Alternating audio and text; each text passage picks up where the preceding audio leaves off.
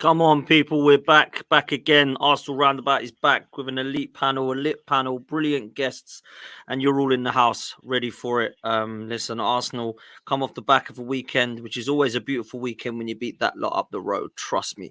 We're going to get into that. We're going to get into the Jorginho signing a new contract. It looks David Ornstein has put out a tweet to say that is going to be happening. What do we think of that? We're going to get into that as well. And then we're going to talk a little bit about what this title race is looking like at the moment in terms of Manchester City. Will they drop some points? We've got Egal and Brandon that are going to be jumping on very, very soon. Kenny Ken's in the house with his dressing gown on in his mansion as ever. And I've got my boy Stricto joining us, man. Stricto, debut on the channel, my bro. Come on. Come on. Thank you very much. And it's good to come on, when vibes are positive, everyone's happy. You get the best of me when I'm happy. Do you know what I'm saying? So that's what it is, bro. Thanks for having me, though. Come on, man. You're always welcome. You know that, brother. It's been an absolute pleasure to have you on, man. I can't believe it's been this long. Kenny Ken in the house, man. What are you saying? It's been a good weekend. We beat that lot on Sunday. Me and you witnessed it. I'm sure we're going to, go through the bones of that. Just finished doing podcasts with Jess. He moved. He normally does it on Wednesday, but he's doing it today because obviously he's engaged. He's got engagements tomorrow. But, I'm really happy to do something. And it's good to do something with Stritzo as well. As I said off air, it's like buses. I haven't seen Stritzo for a while. But I saw him last Tuesday with, Albert. And then I saw him again. I think it's North London and South London. And then Essex. But me and Stritzo got connections because we got Nigerian blood flowing through our veins. Although you're probably more Nigerian than I'll ever be. He's half yourself, Kenny Ken, man. Half Hausa, half Igbo, bro. Yeah, man. Yeah. But I love it, man. Listen, it's great having both of you on together, man. I can't lie, it really is. And it's been a good weekend, boys. But I've got a question, man. Let me start with Stricto, man. These Tottenham fans, bro, they are crying. They are crying and they are crying. And I know you're one for like drinking in tears, bro, whether it's City, whether it's Chelsea, whether it's United. These Tottenham fans saying, oh, we dominated Arsenal and we lost and the referee this and VAR that. I'm sitting there thinking, hang on a minute. We actually had to give you the goal. We give you the goals. You know what I'm saying, bro? So I don't understand what it's all about, man. I look at the Spurs fans. I was on with Terry and LB earlier talking about it as well. And I just feel like these fans are just actually getting quite embarrassing now. Like the Tottenham fans are all like kicking their toys out the pram, saying, "Oh well, we just got to let Man City beat us now. That's all we've got left." What a mentality this club is, man. Honestly, absolute embarrassment. But listen, talk to me, man. These fans, this fan base, what's it all about, bro? First and foremost, I need every Tottenham fan, born, dead, current, past, future, I need them to understand one thing. We don't care. Try some fucking more. We do not care. We achieved our objective, which we were told, by the way, that we had a tricky run with Chelsea at home and Spurs would be the telling one. And by the half time, we absolutely blew them away. They fell right into our trap. Do you understand me? They fell right into our trap. We was able to let them have possession. It wasn't that they dominated us. We let them have possession because the way we play, we are possession based. So we let them have possession because we know they're naive enough to have their backline pushed all the way up the field, and we exploited that. No one cares. In history books, all we will remember is Arsenal went to 3-point lane and took the 3 points and went home. Thank you very much. At the end of the day, they said they was going to stop us. They didn't. And now, with how can I put it? The low life of a club that they are willing to sacrifice their Champions League plays to stop us winning the league. And my thing I've got to say to you, Dan, they do not have the power to stop us doing anything. They really do not have the power to stop the mighty Arsenal doing anything. They had their chance to, they couldn't do it. And I guarantee you, and I bet you any money, right? I bet you any money, they will City will drop points against Spurs. I bet you any money. Because that's the sort of club they are. They don't really They don't mean what they say, and they certainly don't do what they mean. Do you know what I'm saying? City will drop points at Tottenham. I'm guaranteeing that now, and I think that will swing back in our favor. Bro, that would be like the most Spursiest thing ever, wouldn't it? To actually like come to we went to their grounds and we beat them. Imagine if City, yes, big up Miguel, big up Brandon as well. Imagine if City and Tottenham ends in a draw or a Tottenham win. That would be the Spursiest thing ever to allow Arsenal to win. I'm not saying it's going to happen, but if it does, then Spursy just become the Spursiest of ever, man. I can't even lie. Listen, Kenny, let me come to you because I was stood right next to you when it was all happening. I think you and I were like, what's going on here, man? 3-0 first half. Haven't even played well yet. Haven't even got out first or second gear, Arsenal. It was scary how bad Tottenham are from set pieces. It's basically like giving us a penalty, bro. It's crazy. Like how bad they were. It was mad. But I must say, when they were actually on the ball, Spurs looked like they could have made something happen. But they just didn't have anything in front of goal, in my opinion. I thought Son was poor. Kulusevski was their only real threat. I thought Werner was poor. He came off. Then Johnson come on. He weren't much better, in my opinion. And I thought Maddison, a player I do still rate, by the way, and do think's good, we're missing. Falling off of a cliff, this guy, man. So, yeah, talk to me, Kenny. What did you make of it all? Look, you're right. You know, when we were watching that game, you know, me, you, your dad, and Mike, we all thought this ain't a 3-0. How are we winning this 3-0? We're not even out of first gear. You know, they look really good on the ball. They're making attacks. You know, Tommy Ashley was struggling with it down the right-hand side, right in front of us. But again, blame the manager. So blame the manager. Why? What were you doing just 2 weeks? You know your goalkeeper has been poor on corner readings. He gets bullied. Why don't you work on it? It's not our fault, that you can't do defend corners. Who told you guys to stop when you thought you were going to get a penalty and allowed Havertz to put that diagonal ball in? It's all your fault. It was self-inflicted. And what about the chance you had with Song? Who, we didn't tell him not to miss the game. I think that guy got his team selection completely wrong. I was laughing. Why are you playing against Saka, Rice, and Odegaard? You're playing Maddison, Bentancur, and bloody Højbjerg. You're having a laugh. None of them have pace. You've got pace with Basuma. All right, he's not playing that well for you. Basuma and Sarr. And then you play even Bentancur or Maddison. I was laughing. I thought, thanks. And then when I see, Ben Davies, I thought, yeah, all right, I get that one. But Richarlison's, Son can't play with his back to goal. You play Son in the middle. You self-harmed, mate. It's your fault. I've got no sympathy for Tottenham whatsoever. And, they're not going to try against Man City, but, whatever happens, it happens. The days of us relying on Spurs for anything, I'm not relying for nothing. I don't give a damn whether they beat Man City or not. I just like Fulham do their job, and I will also their job. I'm never, ever going to support Spurs in anything. So if any of you lot think that I'm going to be wearing a Spurs shirt when they play Man City, do me a favour, mate. This is North London born and bred. If this is modern fan base, you can stick up your arse and run away with it. And I hope you get piles, mate, because I'm never, ever supporting Tottenham in anything. Come on, Fulham, do your job. Come on, Wolves, do your job. Do your thing. And West Ham, come on, show a bit of East End spirit. Supporting Spurs, I'd rather you can stick up your arse and hope you're on the toilet for the rest of your life. Never. Big up, man. I'm the same, I must say. I'm not sitting there like begging Tottenham to win. Like Piers Morgan was sitting there preaching that Tottenham should do this and that. Piers Morgan's a chameleon. Piers Morgan is a traitor on the grass. He grasps up our fans in Copenhagen and costs a lot of good Arsenal fans to lose their jobs. Piers Morgan is basically a disease. He's a virus. The virus that he was trying to get us, he was talking about, made himself famous 4 years ago, got awards for. The biggest virus in English life is him. He's a virus and a parasite. Well, listen, he was certainly waffling a lot of crap the other day, that's for sure. Brandon, let me come to you, man, because big up to Ronnie, man, because Ronnie is a Spurs fan who supports the channel, so big up to Ronnie, man. Says it's the way we play, mate. Andrew was asked after getting smashed by Newcastle, we have 2 weeks in the North London derby. What will you change? He said nothing. Ange out, clueless. Do you know what? I'm not seeing many of the Tottenham fans blaming Ange, if I'm honest with you, right? And I think it's weird. I see a lot of Tottenham fans crying, throwing their toys out the pram, blaming Michael Oliver, blaming VAR, blaming the ref being an Arsenal fan, even though he gave him a penalty, by the way, and he actually allowed their goal to be given. It was actually VAR that changed it. But no, they've forgotten about that. It's all about Arsenal and the clip on Kulusevski, like as if like that would have changed the game somehow, and they would have been like gone on to win 4 or 5-1. It's crazy.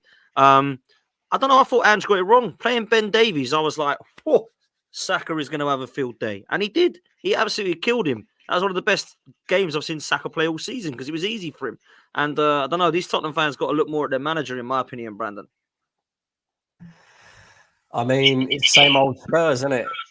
The fan base is a reflection of their football club. That's just how it is. Excuse makers, yeah? Excuse makers. Only Spurs can go 17 years without winning a trophy and still claim that they're one of the best teams in the league, still claim, that they can become this great team. Reality is, right, is Deji been talking a lot.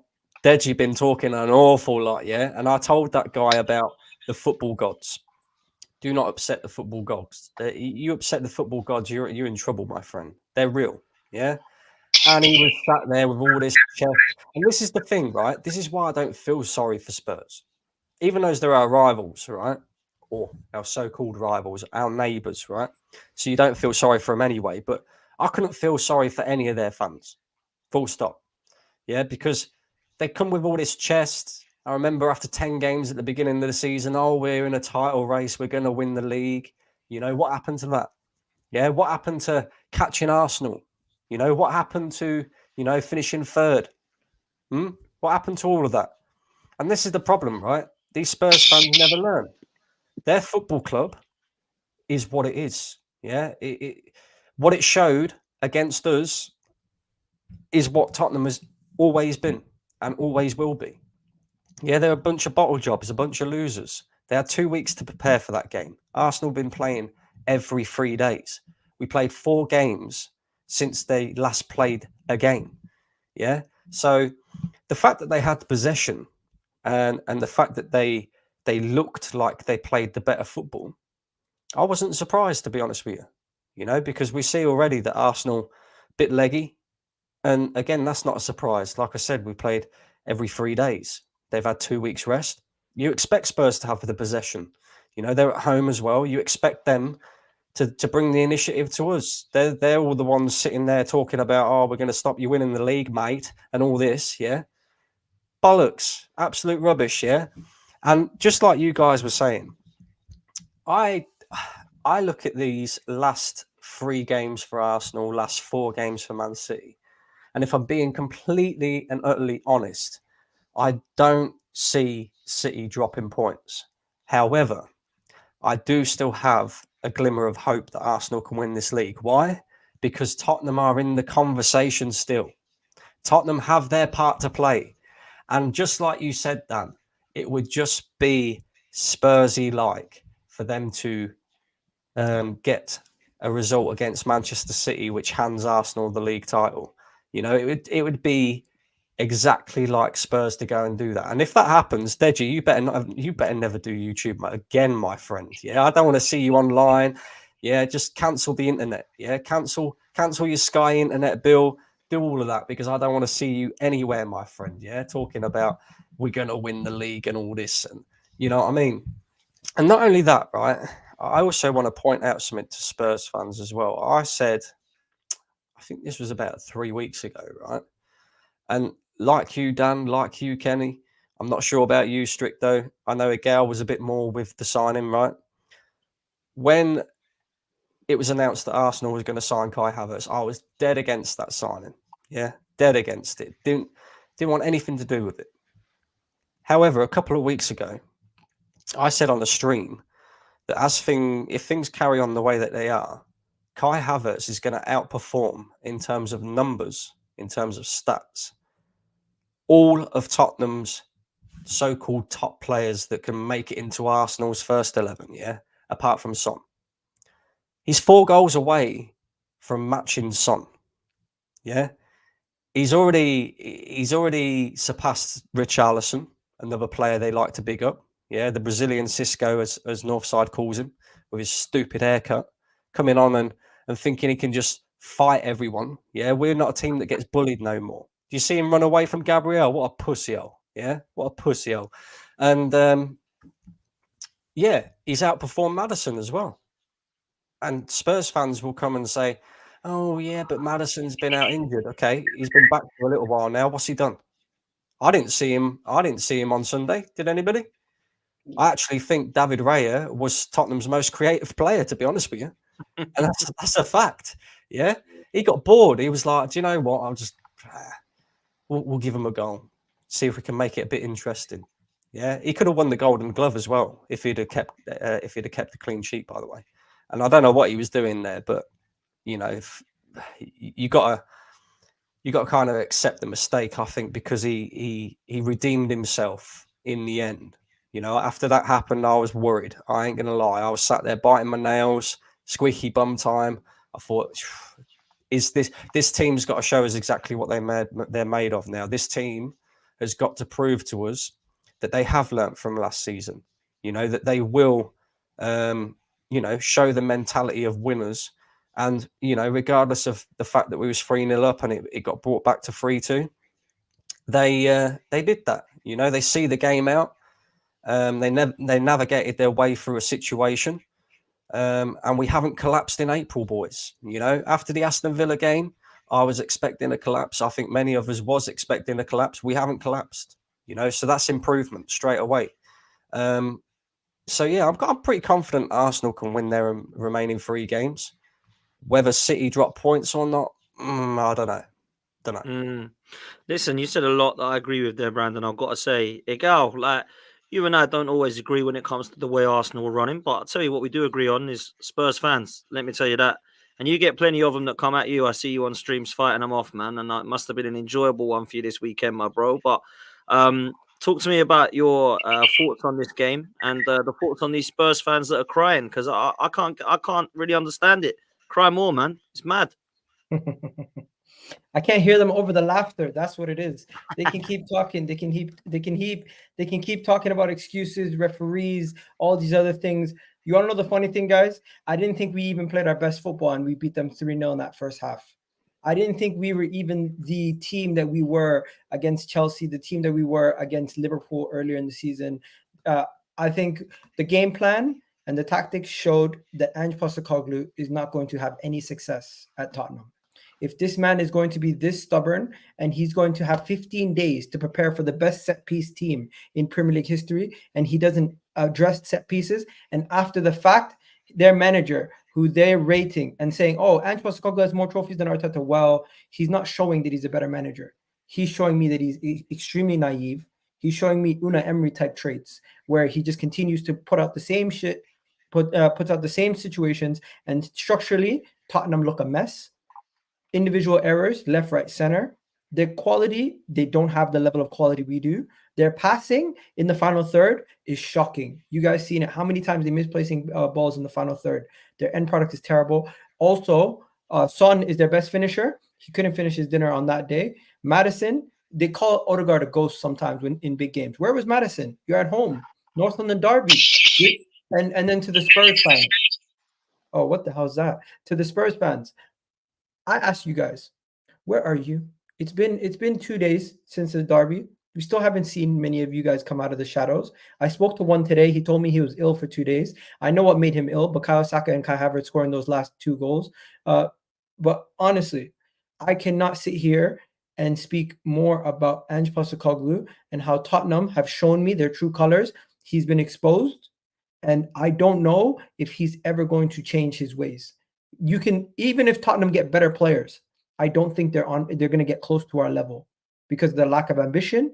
And I don't think Ange Postecoglou looks to be seriously looking to address the issues that they have in front of them. As for Arsenal, guys, we got lucky to get out of that game without conceding a 3rd goal at the end. Personally, I thought we can talk about how good we were in the first half. We cannot throw it away in the second half like that. We cannot give teams an opportunity to get back into the game. David Raya, I'm not going to criticize him too much. He needs to learn from this mistake and move on. He did the interview after the game and he took accountability for the mistake that he made. So I respect that. As for Declan Rice and the penalties, you want to know something? We weren't given penalties throughout the whole season. We weren't given a foul call on the situation at Newcastle. So when we have an issue, people tell us, man up, get on with it. Why is it now when it's Tottenham or something favors Arsenal, all of a sudden it's like, oh, you guys cheated? It's not that we're cheating. It's the referees have changed the bar. The limitations for a penalty has been raised. No longer a kick on somebody's boot just outside the box counts as it might count as a free kick, but it's not going to be given as a penalty because they've raised the bar for a penalty. So they can cry about the Kulusevski situation. He tripped over himself. If he would have went down first hand, maybe they would have given it. But the best part is we played on, punished them, and got the goal right away. As for the second situation where they're talking about Romero got pushed, get big. What are you doing? If people get pushed and bumped every single day in the box, you don't see us complaining. Kai Havertz probably got pushed when he scored his goal. And also the final thing, Vicario has been found out. That guy, they said he's the best keeper in the league this season on form, the best signing. He has been found out. If Ben White's playing with his glove, Ben White just pushing him a little bit is going to stop him from being able to claim any single cross. And guys, statistically, I found out from StatHead that this guy is the 16th keeper when it comes to coming and claiming crosses. This is the guy who they're trying to tell me is on the level of Allison and all these other guys. Maybe Ray is not on those levels, but Vicario is definitely not. So stop gassing this guy up. And I'm done. I don't got nothing else to say to these Tottenham fans. Unlike Kenny, I'm not going to be rooting for them. But if they get the job done against City, I might give a little fist bump here and there. But that's the most I'll do. As for the people on Twitter rooting for them, changing their display picture to Tottenham, have some decorum, have some respect. Let's not do that. We might root for them to win this game. We might root for them to help us out. But nobody's putting their badge as a Tottenham badge. Come on, that's ridiculous. That's as far as I'm concerned. Ken, head should come off for that. Head should come off. There's no way an Arsenal guy should. Oh my God. You know the kids on Twitter, man. They're gonna put. I was shocked to see you with a Brighton thing, but if I see you with a Tottenham thing, I'll be shocked. That was tongue in cheek, though, right, Gal? Yeah, I know. But you guys, we've seen it with Liverpool last year. Aston Villa, we're going to support Fulham. We're going to support Wolves. We're going to support West Ham. But when it comes to the Tottenham game, we know they're the most likely team to be able to get points off them. That's the real truth. Yeah. No, it's true. They're the most likely to put the white flag out to stuff it. We're solid fifth place. I wouldn't trust them. Look happened in '99 when we played Aston Villa and they went to Man. All right, it's Man United are a machine just like Man City, but they didn't try against Man City, against Man United all those years ago. They're not going to try again. But you know what? Man City have other games. It's not just about Spurs. They still got Wolves. They still got Fulham. They've got West Ham. It's got 4 games. Personally, this Man City's a machine. Once they get the grit between their teeth, you know what happens. So again, it's just praying. The most important thing out of all of this equation is we got to win all our games. Otherwise, forget anything else. Do you know what I mean? We've got to make sure we got to beat Bournemouth. You know, who else have we got? We got Bournemouth and Villa, right? Bournemouth and Everton. So Bournemouth, United, and then Everton. We've got to win all those games. Otherwise, none of this essentially matters. You know, I was trying to say to Dan off air earlier, this season, even if we don't win it, it's an improvement in the sense that we haven't lost the league like we did last season. We haven't handed City the league. City have just won it. You know, like last season, we were points ahead and ultimately we kind of fell off and crumbled. But this season, we're still in it. You know what I'm saying? We're still fighting tooth and nail. Though the power is not in our hands, but it isn't such a it's a point margin. It's just a point. 2 points margin, right? It's not even a game.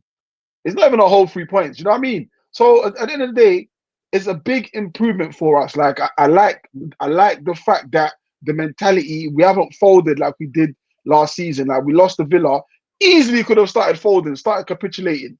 Do you know what I'm saying? But and if you look at the bigger picture, it's literally 1 defeat this year. But Stricto, we got to talk about our fan base. Our fan base folded. Our fan base said, "Yo, it's done. It's dusted." They gave up. They threw saying the manager needs to be sacked. I saw your video. Kenny, your video today. You said the same thing, though. I respect you so much. When I say this, the next day was a new day. You said it. I've got the receipts. And I'm not speaking about you solely because I know you have your balance. You're not childish like some people. I'm speaking about the people specifically who completely threw their toys out the Prem and said it's done, it's dusted. This manager can never do it. He's got to go tonight. People throwing their toys out the Prem and giving up on the team after one bad result. That's what I'm talking about. I don't think for 1 second you said he should be sacked on that night and the game is done. I always thought you said I'm speaking about the childish nature of our fan base and the immaturity within our fan base. I mean, Igal. I think a lot of people generally started having a flashback of last season, and kind of just, they've lost this game at home to a Villa side, especially if you look at the way we were supposed to win that game, because Liverpool just lost to at the point Liverpool were the league leaders and just lost to Crystal Palace. So it was that kind of feeling of, you're at home, you've lost to Villa earlier in the season via injustice, and you couldn't even revenge that defeat after all the motivation of Liverpool getting beat by Palace. And everyone, I remember walking into the Emirates and everyone would just pop like, fucking hell, this is the chance to to fucking get ahead of Liverpool. And and the manner in which we lost, we didn't even put up a fight. Now, I'm not saying, I never, after my fan cam, I never once said it was over. I actually said it's not over till it's mathematically over. That was, anyone can go and find that. But I'm not angry at people who would have thought it was over. Do you know what I'm saying? Because the manner in which we lost, it was the worst performance I've ever seen, certainly at home this season. Like one of the up there. We didn't try. Like we could have been playing like for another 2 hours. I couldn't even see where our goal was coming from. It was like everyone had a mental block in that game. Do you know what I mean? But you are right. Some of our fan base maybe went over the top, but I understand. It was just a flash. What I'll say is because I was one of them who come out of the ground and said, I think we might have blown it. I didn't say get this manager gone and going mental like that. But I did say I think we might have blown this because I can't see Man City dropping points. And it wasn't we've blown this because Arsenal now lose the rest of their games. We're all just shambles and let's start again. But it's just Man City, and I'm not been proven wrong yet. And I'm praying somebody takes something off of Man City, man. That's all I can pray now. We do our job. It wasn't out of disrespect towards the manager. It's just the fact that we've seen this movie. We saw this movie in 2019. We saw it in 2022. We know that we're more than capable of winning every game. But when Liverpool were going toe-to-toe with them in 2019, they got 97 points. They came second. In 2022, they got 92 points and came second. The game that we saw, we've been watching a few years ago, and the same thing that we're doing now is that this is a Man City team who make every game they play winnable, regardless of the quality of the team they're against, because they're a top side. And the reason why we said, all right, let's send the champers over to East Manchester is because the fact that, they're 2 points ahead. They're in front. It's in their hands. That's why we said it. It was nothing to do with the manager. The recriminations are going to come at the end of the season if we lose. That's for another day. It was nothing. But the fact is, it wasn't the fact that we were giving up and being pessimistic. We just rate this Man City side very highly. I think every football fan rates this Man City side. And the problem that Arsenal got, and any team moving forward, if you want to win this league, there's so much margin. You can't afford to drop points. You think about it, the teams that have in the last 7 years, Man City won it 6 years. The team that won the league that time didn't lose a game until March. The middle of March. They were unbeaten until then, and that's the levels you've got to go to. So any other era, you win the league. Arsenal win the league. Don't know about last season, but this season you win the league. But with Man City setting above, because you remember when Man City won the league in 2018, they got 100 points. The season afterwards, they won it with 98 points. That's the bar now that you, as long as Pep's here, that's the bar you've got to, try and rise to. And plus, there's no margin. You can't afford to drop any points. I know it's impossible to drop points, but the fact is, you just can't. And that's why we were like that. It's because, even though we had a great run since since the turn of the year. The fact is, in essence, we're playing catch up. We're playing catch up. We see Liverpool off, but Man City is difficult to shake off because of what they got, and I think that's why we were. You know what, Kenya? I think another aspect, maybe on the positive side of Arsenal, well, on the good side of Arsenal, is, like I said earlier, it's 2 points, right? So even if they drew, just having that goal difference that we've built over this run from the start of the season puts us in a driving seat. You understand? If City, let's say City are drawn with Forest the other night, right? Mm. That puts us back in the driving seat, just based on the goal difference that we've built over this last run.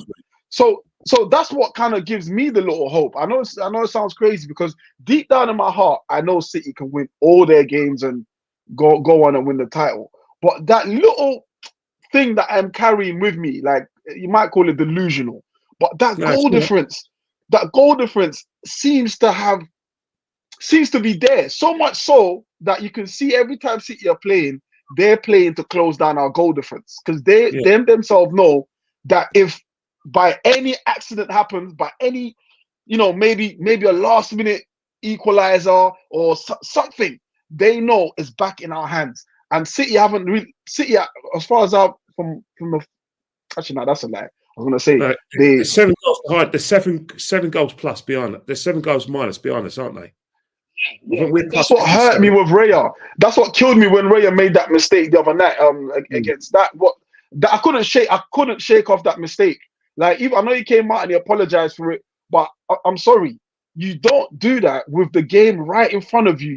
When Ramsdale got caught off the other day by against Brentford, it's a bit different, because he has a style where he's trying to kick the ball and he got caught. He can't see Vista coming from the side of him.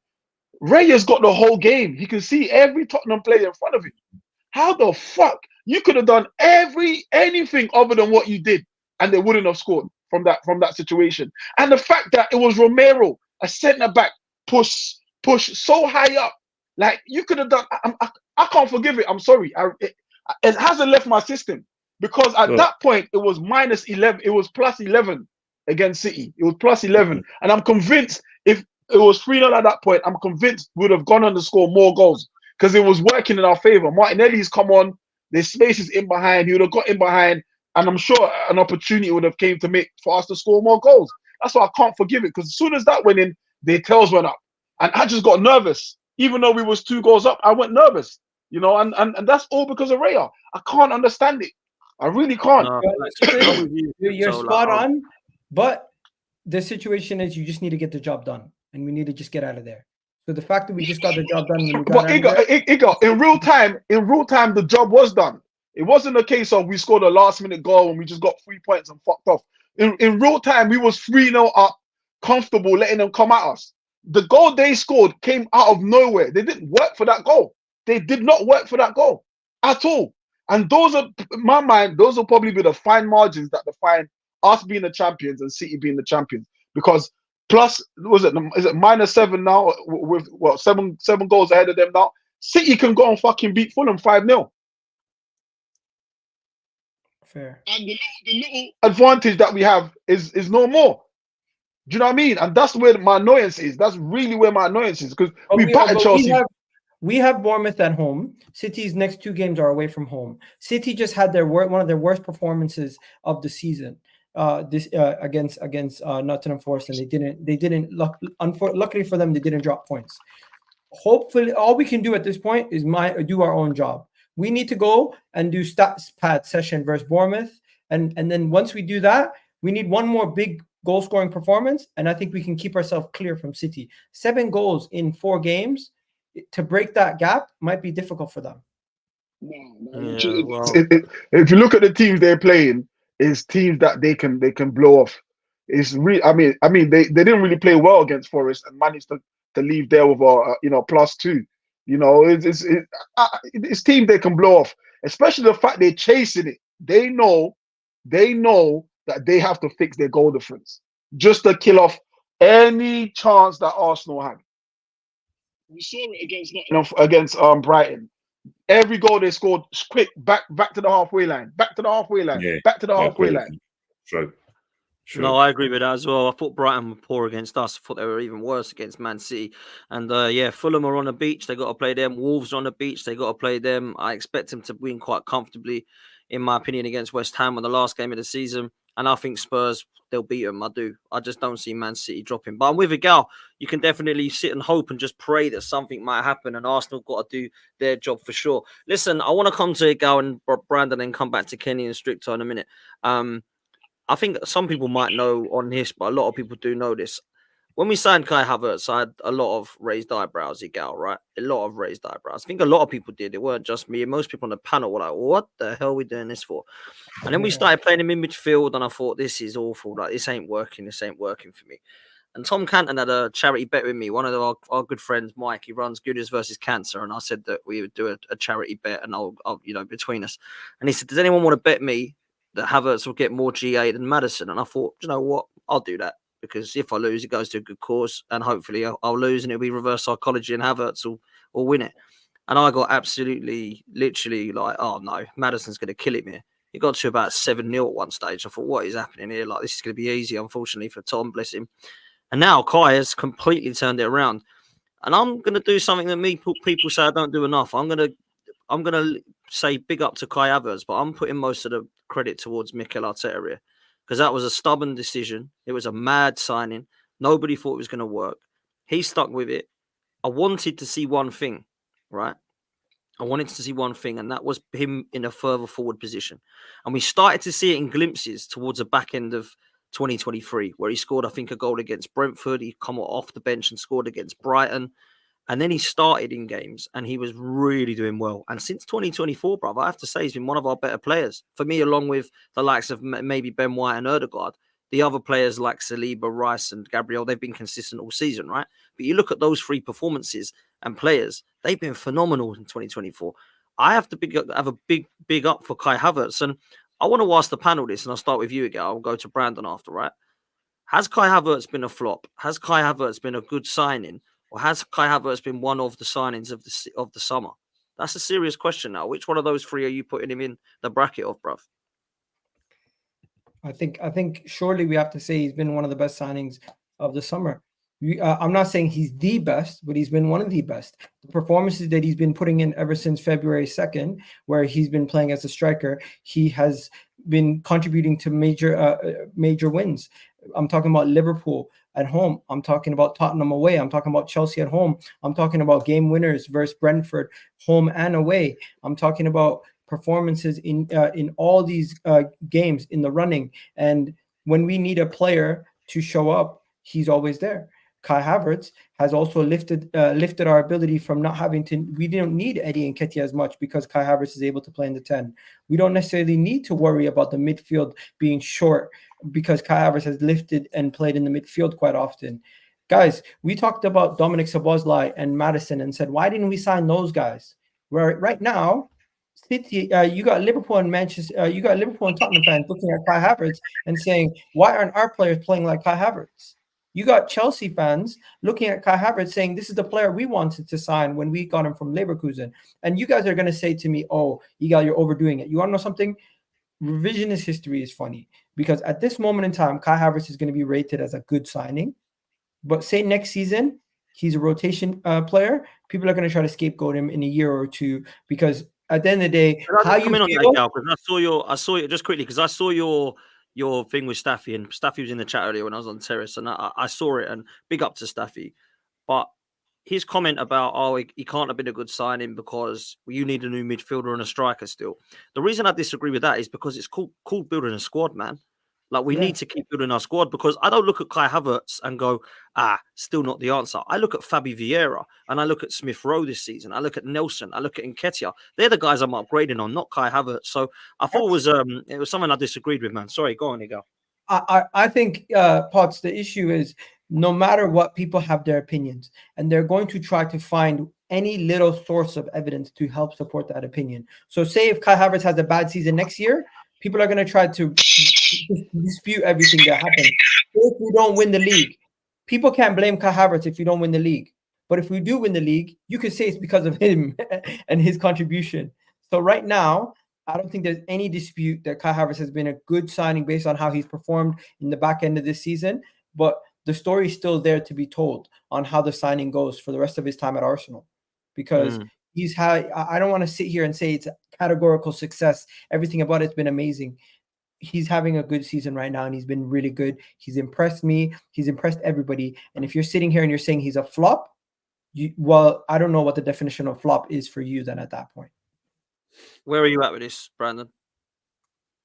I actually agree with a gal for once. Hey. Yeah, I've got to be honest. When we first signed him, nah, why do I want this guy? Why do I want him anywhere near Arsenal? Look at the state of what he's been performing like at Chelsea, you know. And I'm open and honest with it, but I think he's surprised everyone. I think he's surprised even the guys that were with this signing or made out like they was with this signing or they was happy with this signing. I think he's pretty much surprised everyone with his contribution this season. I think it's 11 goals, is it, and 8 assists or something like that. So that's not bad going. But it causes a problem now. Mikel Arteta's got a decision to make because obviously we've invested a lot in Kai Havertz, not just the price tag, but also the wages as well. Highest paid player at the club. He's currently outperforming Gabriel Jesus by a country mile. Jesus has had a really poor season for me. You've got Eddie Nketiah in there as well, who I suppose we all will expect to move on. And we all know that we need a proper number 9, a proper goal-scoring striker. So for me, Arteta's got a decision to make in terms of, you know, it's obvious that Kai Havertz is his guy. He's going to stick by him, and rightly so, you know. But we also need a striker. So what do you do with Gabriel Jesus? Do you move him on? You know, because I also think as well, you know, people, and I know what Igal's going to come with. He can play out wide, but I just think you're then shoehorning another player in a position that isn't his best. But he's considered basically because he went to Man City at such a young age. I think he'd be considered as like an academy player, no, or English homegrown. Yeah, he would consider it homegrown. So yeah, but what I mean, get rid of Eddie Nketiah, get rid of Nelson. Yeah. Why get rid of Jesus first? Yeah, well, no. All I'm saying this for is because is Gabriel Jesus going to accept being a rotational player and only being a rotational player, and not getting sufficient game time? You know, he's accepting it at the moment, right? But I also look at him and think, okay, cool. If we've got that 25 goal a season striker who's going to start week in, week out, and then you've got Kai Havertz coming off the bench, Jesus don't really fit into the squad. Yes, you could bring him on and put him out wide for the likes of Saka or Martinelli. But again, you know, I don't really think that's a solution to the Bukayo Saka and Martinelli situation. I think with Martinelli's had a real poor season this season. And I've already stated, you know, that I would potentially, if it's a situation where Arsenal are really struggling with financial fair play, I'd probably look to move him on purely and simply because he's the same player he was when he burst on the scene. We can get decent money for him as well, you know. So I'd look at that situation to maybe fund the striker.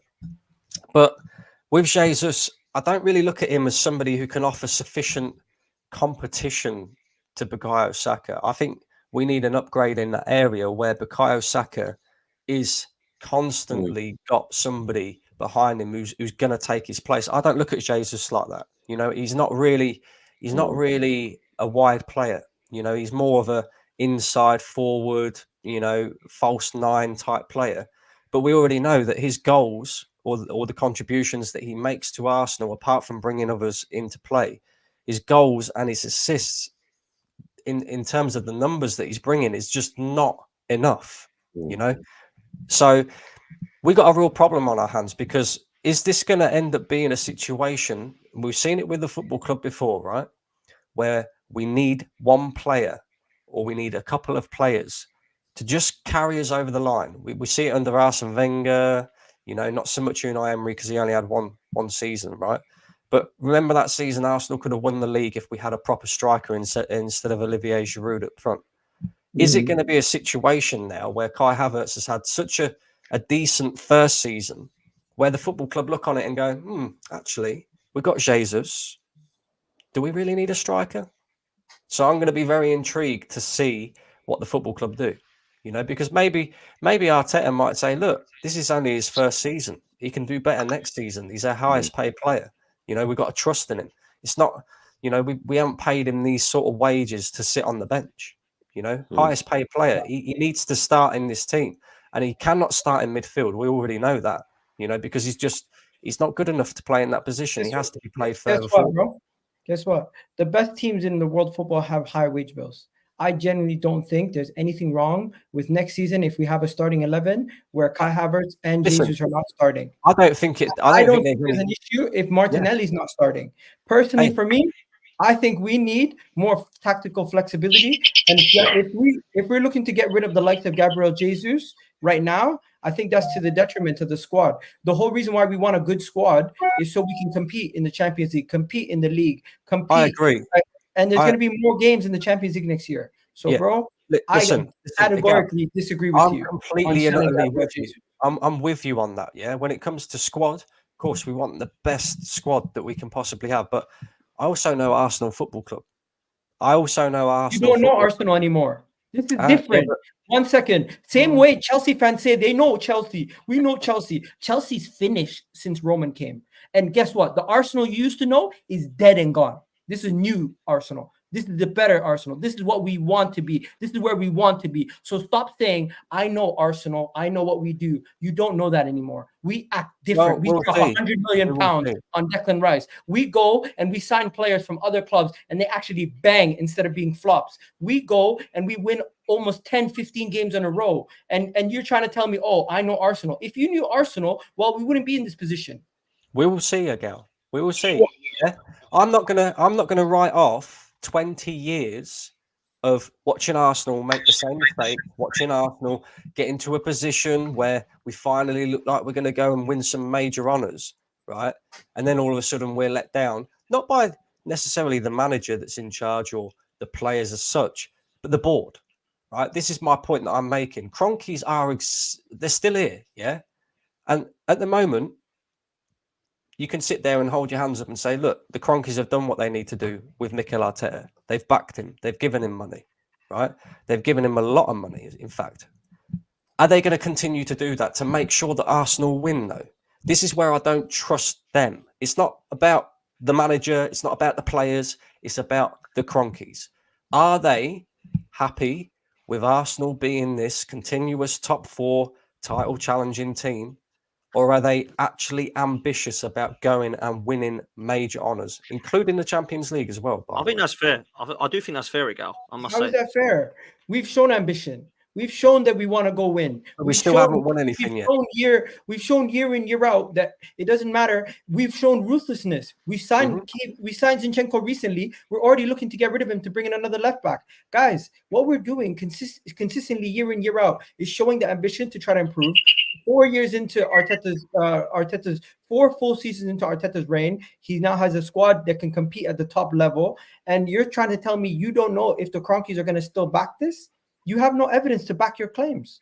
And you have no evidence to say that they will. I have evidence from what they've done ever since I will believe it when I see it, Agal. Yeah?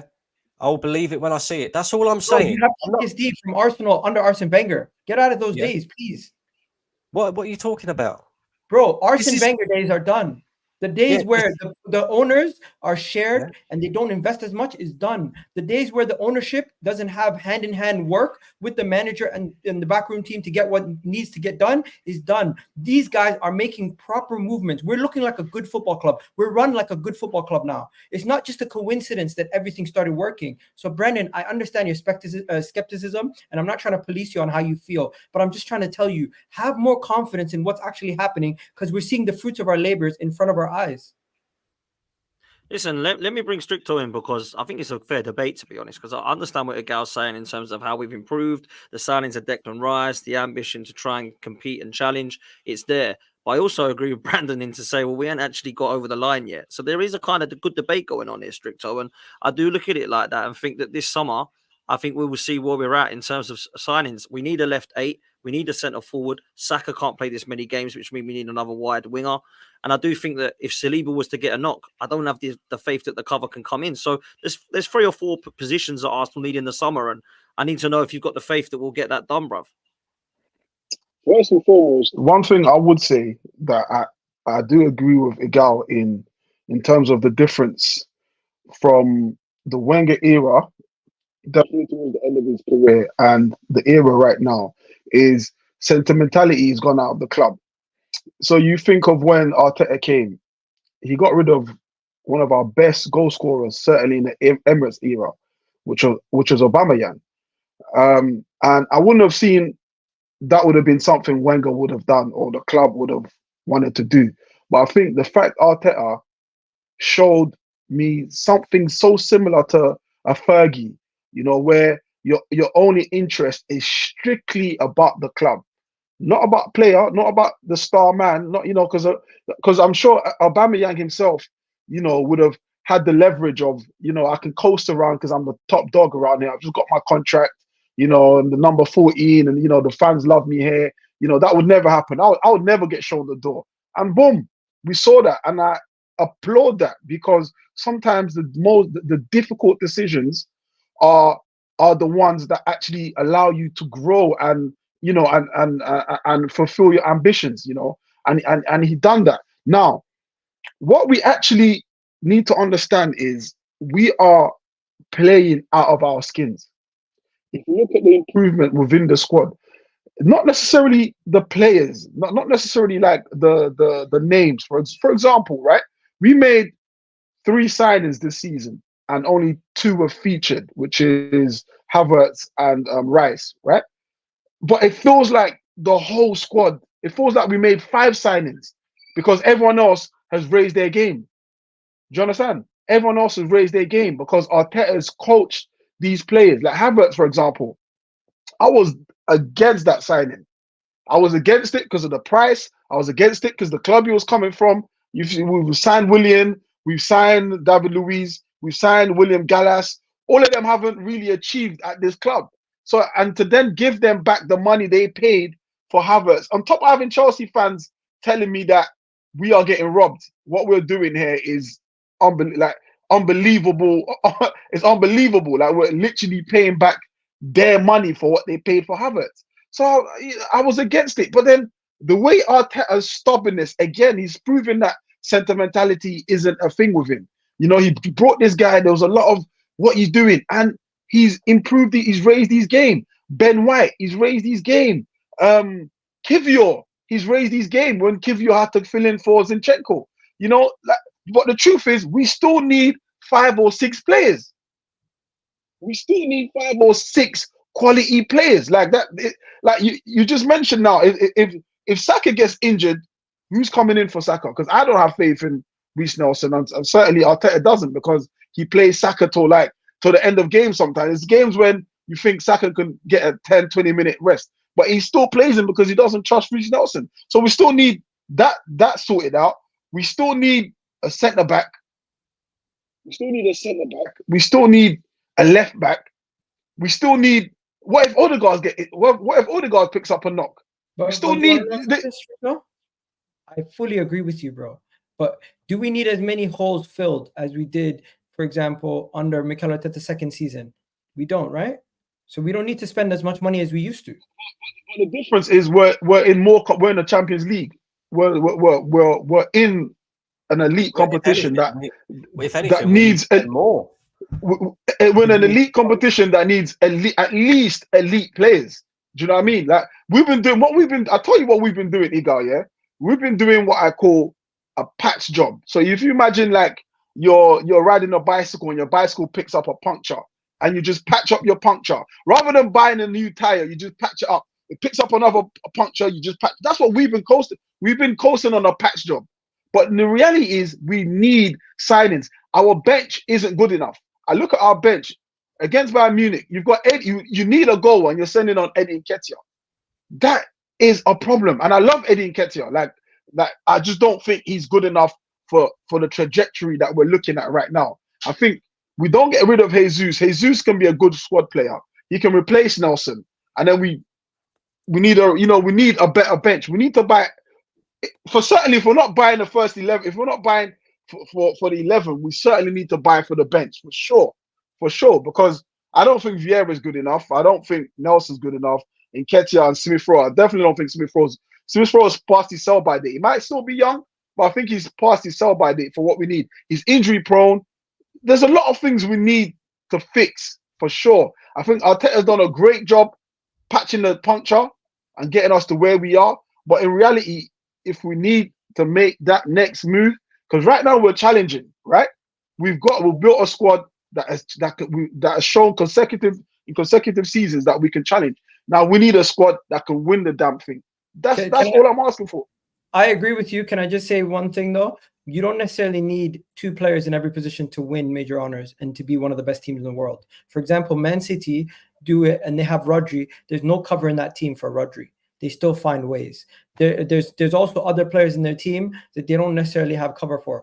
They don't have enough wingers to actually say their team has enough cover on the wings. In addition to some of the areas like tell me how much left back. You leave out one thing, Igal. You leave out one thing. So to cut you off here. One last thing. Are Arsenal fans prepared to spend top dollar on bench players? Because I don't necessarily think we lose our shit over Kai Havertz price tag, but next season he might necessarily be a bench player, and I don't think right now we are prepared as a fan base for some of the steps that we are taking. Mikel Arteta and these boys have gotten us to a stage where the fans are going to have to start getting used to things that they haven't been used to before. That's fine. There we go. You see this shirt I'm wearing, yeah? I bought 4 of them, 1 for me and 3 for my kids, right? I spent almost 300 quid on that, yeah?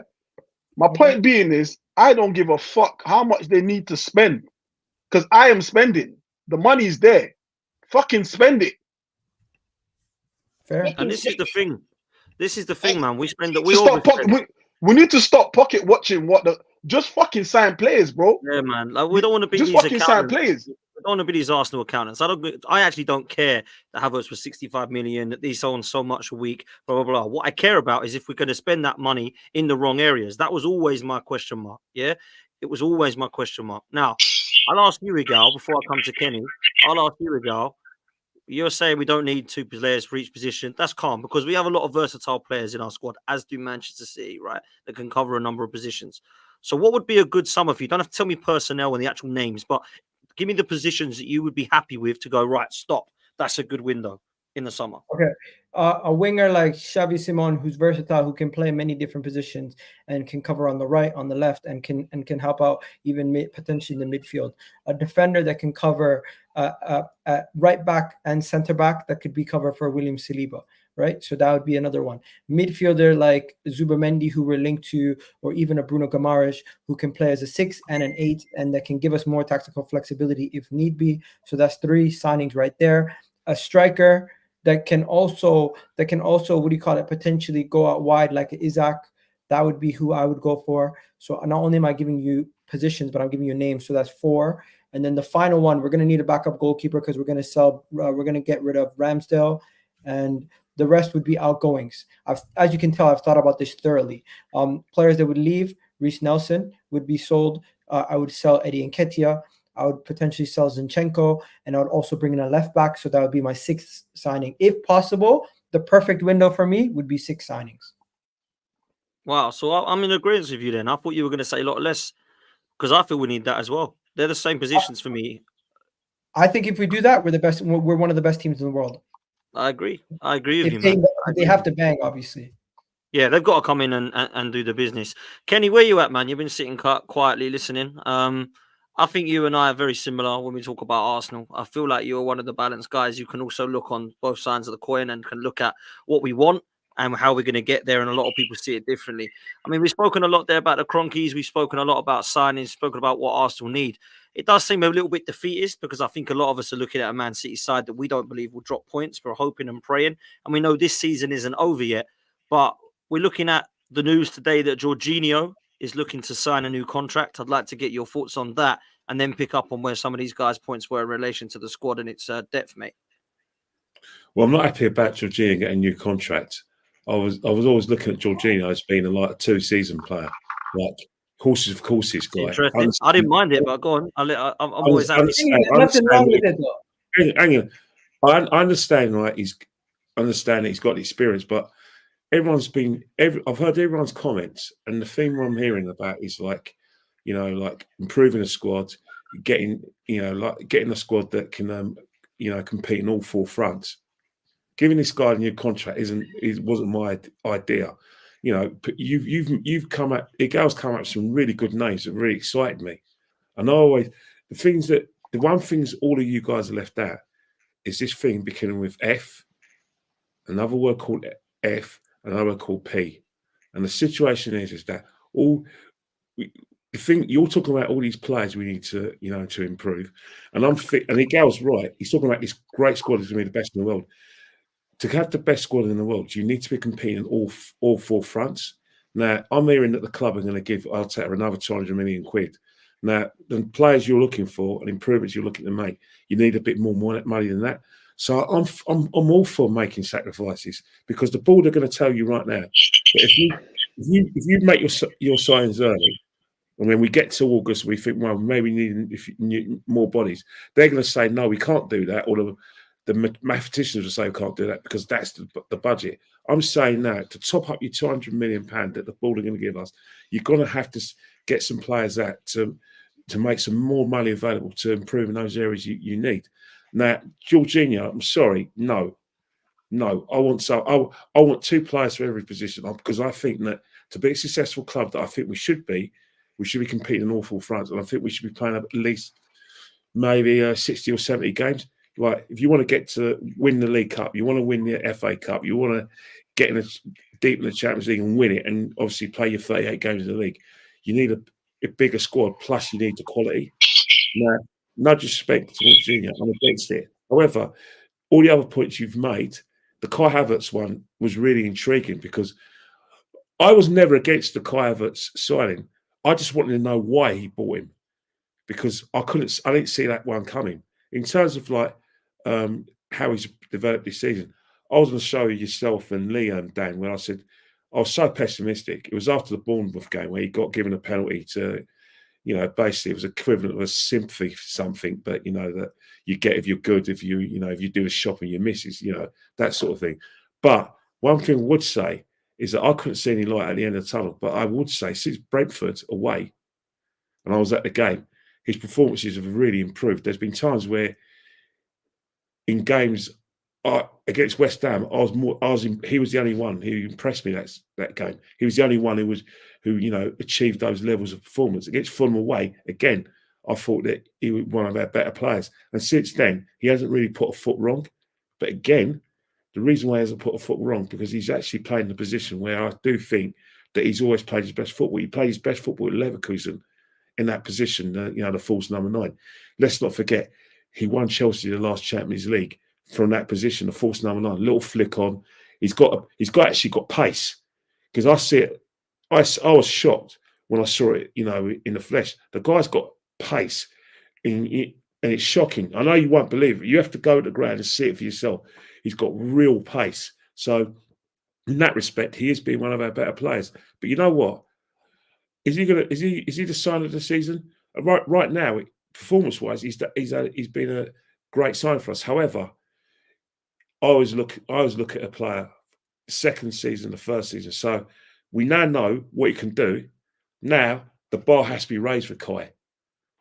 So I'm saying I want 20 goals, league and cup goals, plus I want 15 assists because you're capable of it now. The reason why I'm saying you're capable of it, because I thought you were capable of it when I saw you at Leverkusen and when I saw you with Germany, and definitely when there were glimpses at Chelsea. Yeah, there's a player there, but he's probably not playing in his right position. Now he's playing in a very, very good team it's not unreasonable for me to think, right, raise your bar. And that's what I say to all the players, you know, your Martinellis, your Sackers and everything, because that's how we maintain that challenge of City. That's how we go past City, if these players raise the bar. But we're only going to go past City if we have good players. I mean, decent players. And that's why I'm against Jorginho. I respect Jorginho for what he's done. But I want the best. I want the best players to challenge for one position, because I think that's the only way we're actually going to be able to see the fruit of the labour. Because despite the fact, I was on your show yesterday, we had a good laugh, we had a good time, we always had good discussions, you know, and believe it or not, we do get on because we agree with a lot. You came out of a brilliant stat about how Arteta's won 100 games as the fastest manager to get there. The problem you have, to sell that currency to me and sell that currency to a lot of people, you compared him to other managers.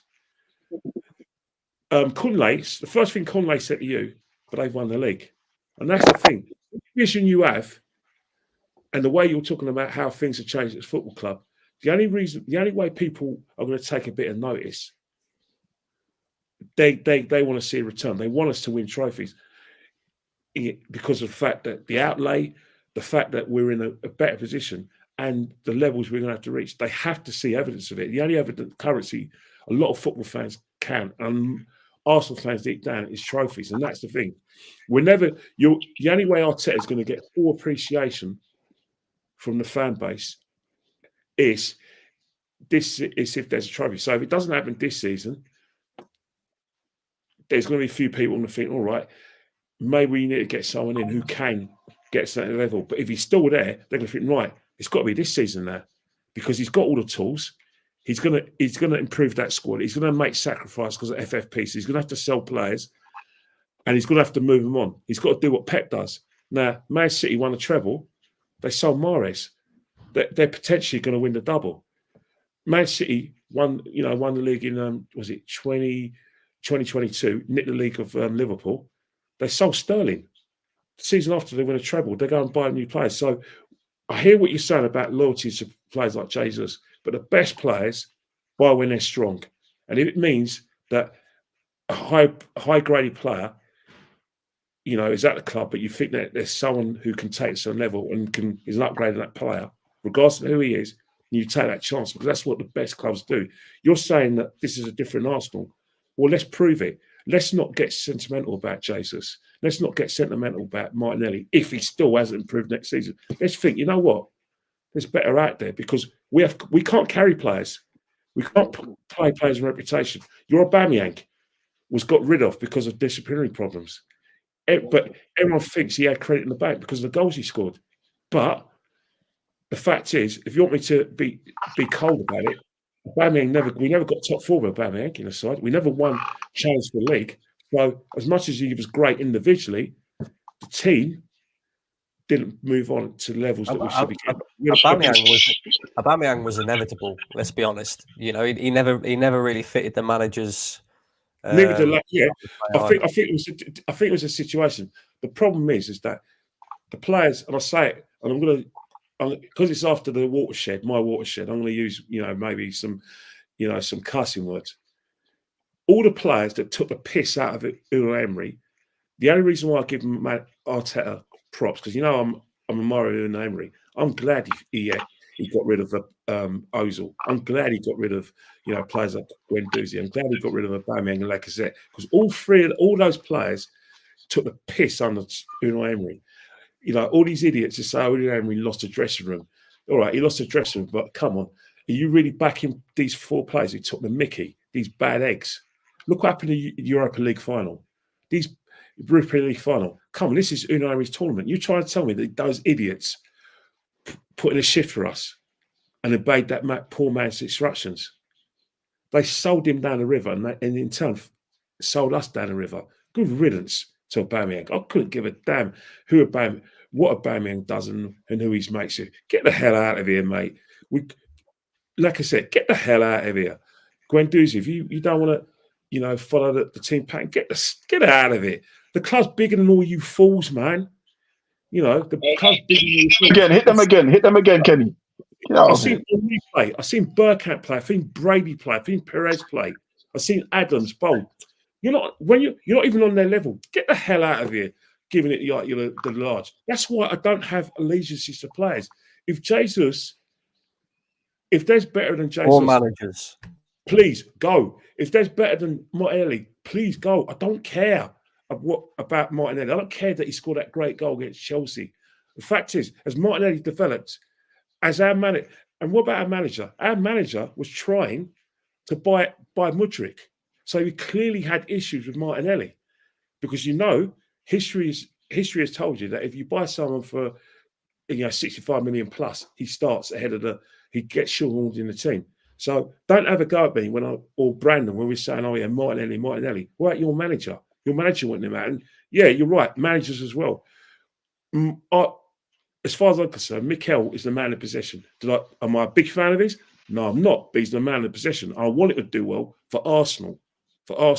But if there's better out there than Mikel, or Mikel decides to go to Barcelona or to resurrect them, Arsenal's still going to be here. Arsenal is the alpha and omega. The club is the star, not the player, not the manager. Love that, Kenny, man. That's an unbelievable rant and proper good speech, man. Proper good. And I agree with a lot of it, man. Listen, Mikel's done really good. He's got us challenging. I need him to get us across the line. He's going to be here next season. We need to give what he needs in the summer.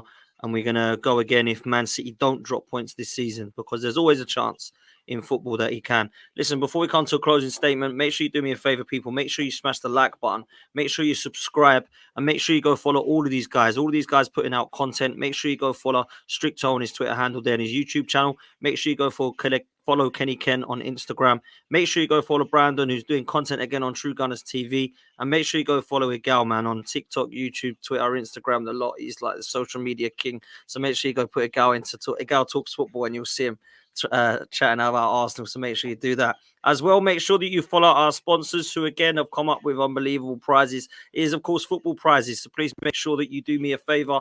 Put yourself into the URL footballprizes.co.uk, and you can get a chance to win 2 club level hospitality seats, the last game of the season at the Emirates, Arsenal versus Everton, for just $195. It ends tonight, people. So please make sure that you do that.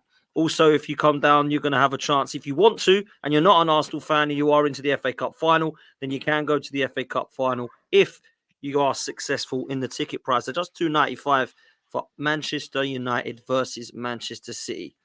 And likewise, if you are a bit more of a European fan, then make sure you go over to the Real Madrid prize, which is $195. You've got a chance to win signed memorabilia, signed shirt from Jude Bellingham, from Figo, from Isco, and from Makaleli, old school retro shirts as well. So please make sure you go over to footballprizes.co.uk and you'll be with a chance to win it. Closing statement, people. We've got 3 games left. I'm going to start with you, Brandon. We're going to go right round and we're going to end with this. We've got 3 games left. Brandon, we've got Bournemouth, we've got Man United, and we've got Everton. Do you see 3 wins?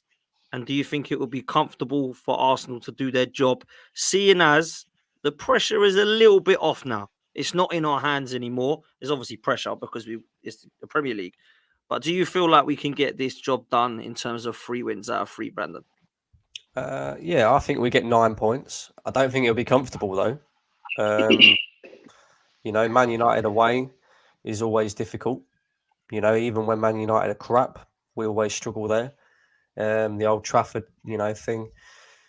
But yeah, no, I see 9 points. I don't see anything else, to be honest with you. I think, we know now that we have to. We're so close. We're so close. We have to pick up the 9 points. And I do think we will do it. But I don't think it'll be easy. Do I think we'll win the league? I mean, I'm looking at what Stricto said earlier. I think our best chance is probably on goal difference. So again, we have to take these games very seriously. Try and batter a few teams if we can. And then, it's hope and pray time. But again, we have to go again next season. We have to go again next season. And I want to see. A Gal named 6 players, that we could potentially need. I'm in agreement with that as well. With the FFP, situation, do I think Arsenal get 6 players? Probably not. Probably not. You know, a lot of our budget will be hopefully spent on a goal scorer. So, yeah, we'll see. We'll see. We'll see. But yeah, hopefully, bro. Yeah, man. Listen, big up. I'm with you. I think we will get 3 wins. It's all on for me what Man City do. Igal, let me ask you both those same questions. Are Man City going to drop? If so, where? And are Arsenal going to win all 3? Tottenham, mark my word, are going to deliver Arsenal the league title. Tottenham are going to deliver us the league title. That is going to be the game that I'm going to be looking at to say City, if they drop points, Tottenham away is the game that they're probably going to drop points. I don't expect them to lose to Fulham. I don't expect them to lose to West Ham. I don't expect them to lose to Wolves. But if they get a draw versus some of those teams, I'll take it. Either way, I think Tottenham is the game. And just mark my word, I think that's the game we're going to have to circle to watch to see if they're able to do it. Because they have some sort of hoodoo there. They needed like a late corner to be scored against Tottenham this season to score against them, and that's the only goal they've scored against them. They've not scored against Tottenham in open play in a single game at the new Tottenham Stadium. So that's my prediction. And if when it comes to Arsenal, I expect us to win our next games. We're going to finish on 89 points. It's just, do Man City finish on 90 or 72 or 78 or 87? I mean, that's the question. Is the question, man. I would absolutely love it if Tottenham can do a Spursy for us, but we'll see what happens. Stricto, where you at, bruv? What are you saying? Yeah, man. I mean, I still maintain the same thing. I think that the goal difference is key for us. They say the goal difference is like an extra point, you know. So I think look, at the end of the day, I believe we can win it. Whether or not that is a true belief or not, the only time will tell. They, you know, see, if you go historically, if you look at what history has taught us and what City has taught us with history, is that they go on and win these games. You know what I'm saying? So, but there is that feel of difference this season. I can't quite tell whether it's because of my hope or whether or not it is a real thing. I just don't think City are blowing away like how they usually do. You know, I still think there's a banana skin there, but I can't tell which team they'll find that banana skin. But what I think I don't want to do is for us not to win a game and then Tottenham hand City their arse to them, you know, which would be probably the most Spursy thing we could do. Do you know what I mean? Like fucking lose to fucking Bournemouth and then fucking, do you know what I mean? And then Tottenham fucking smash City and then it doesn't make a fucking difference. You know what I mean? But I do feel like we can win those games. We just have to be, you know, focused and learn from last season. Simple as that. Yeah, facts, man. Kenny, I'll let you have the last word. Vinny Jr. has just put Real Madrid 1-0 up against Bayern Munich. I was about to say that. I was thinking, Igal, I know you're talking about getting those Champions League final tickets, but you know, you may be getting to see Real Madrid play PSG at this rate. So you may not get to see Arsenal, but you may get to see again because you know, watch it as a neutral. But talking of Arsenal, we have to win those games. It's just a have to. You know, I thought the Tottenham games were going to be a draw. I still think that, you know, Man United had a performance of chaos that will probably even confuse us. But the fact is that my buzzword is not what I think Arsenal have to do, what they have to do. They have to do it. Simple as. And see where it takes us. That's all you can ever do. And you don't even have to play out your skin. You know, your player ratings, you know, after every game is probably going to be, you know, the best player is probably going to get 7 out of 10, but it doesn't matter. That play, we still have to win. You know, if we go a couple of goals down against Bournemouth, 97th minute, winner, still get the 3 points. That's all we care about. We go at Old Trafford, you know, they go, you know, goal up, 97th minute equaliser, 90th minute winner. That's all I'm interested in. And Everton have done their bit. They've won their cup final against Liverpool. You know, maybe one more win against Luton, and then they'll do what they normally do last game of the season we play them. We win about 4 or 5, and we have the coronation, and you know, and then you know the manager has won the quickest to 100 games, has got a trophy to you know, cement those stats that Egal pulled out, and then Egal can just cook everybody. Love that, man. Love that. Listen, people, do me a favor. Listen, we won't have time to cook anybody. We'll be celebrating. The streets aren't ready. I think you'll find time. I think you'll find time, Miguel. I think you'll find time. We're gonna have a 7-day celebration. The whole summer is gonna be a celebration, and all I have to say is everyone here is gonna be singing the Kai Havertz song. And everyone else that doesn't support Arsenal will be crying, man. I'll say that now. Yeah. The only people that I'll be cooking is Liverpool fans who make out Klopp so great. You know, one Premier League title, what, like Arteta? Yeah. Oh, okay. Can you imagine? I have a video. I have a video in the bank with where I went head to head against a Tottenham fan, and I said Mikel Arteta, by the time he's done, will surpass Antonio Conte's Premier League legacy. He's one trophy away. You know what? It's all well and good, but you can't play Man United and Everton without playing Bournemouth. Bournemouth the most important team out there. They've got nothing to play for. Teams like that are dangerous because there's no pressure on them. You know, you don't know. Solanke may need a couple of goals to say, Gareth, take me instead of Watkins and Tony. Go on, mate. And he might use that to do it. Justin Kluivert might turn up and think, you know what? Why not, man? I'll make late bid into the Dutch national side. You've got Christie, you know, Scottish international, and you've got the new Turkish forward, Unas. So, you know, we can't just take him lightly and just think, you know, we're just going to have to turn it and win. We have to work hard. And even if even if we're knackered, I don't care if you're knackered, mate. Find another 5%, mate. Have a rest. You've got a game. It's one game a week. You know, put your minds and your bodies on the line and just get over the line. Forget entertainment. You know, I've got loads of things to entertain. I just want you lot to win.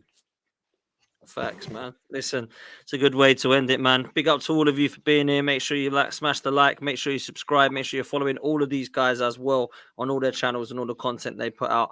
Until then, we'll see you next time. And as always, up the Arsenal, man.